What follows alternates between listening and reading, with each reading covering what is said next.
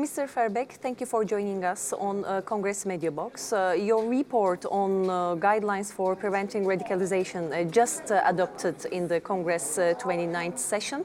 First of all, we congratulate you for this report because it's an important report that you mention very important details which we would like to also discuss in our Media Box.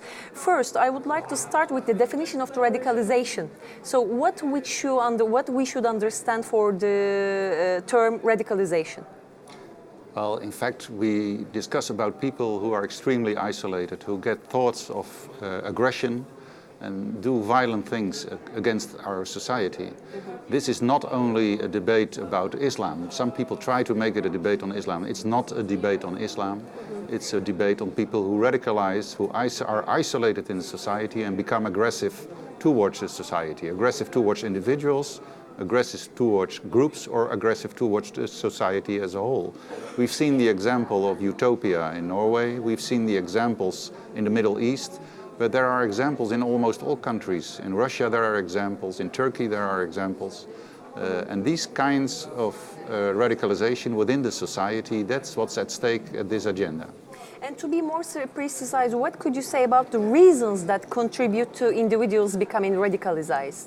Society is becoming more and more complex, and we see that within society the extremes become more and more extreme, also in terms of economics, but also in terms of social relations. And we see that on the wrong side of the extremes, people become so extremely isolated that they show this kind of behavior. This also accounts for total groups. This accounts for some of the countries that disintegrate because the groups do not interfere with each other anymore. They have no social contacts and they become extremists or even start fighting civil wars. And on your report, it's also important that you mentioned three complementary approach as a response to radicalization. So could you please more detail this approach? Well, we have the approach of the education. Mm-hmm. We have to understand and to learn ourselves what's happening, and then we have to explain and understand to bring it to the other people in society, so they will understand and they will act to it. We are very much worried that we as people in a how do you say, responsible position, as governors or as mayors, we do not cooperate enough. That's what this project is also about. We must organize networks. Mr. Pinto used the word bridges. We must build bridges between all these competences so we can work together on a large scale and exchange experiences.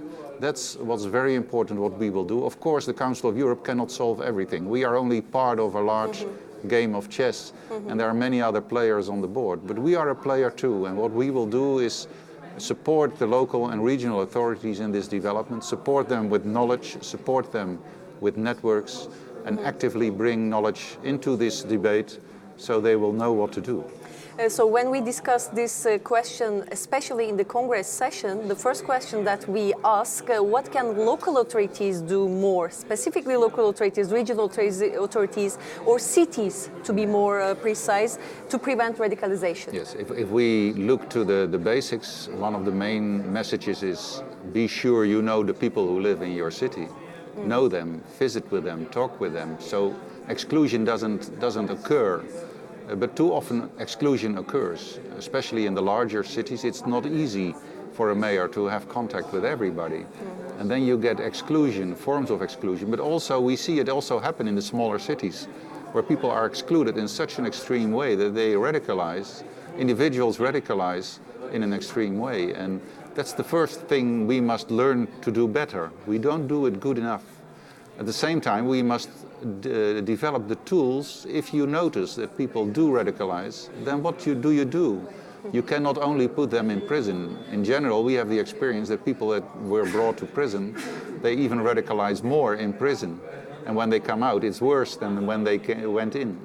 So there's more at stake, but we have to learn what to do and how to do it. And that's what this project is about also. Thank you for all your contributions, Mr. Verbeeck. Thank you. Thank you.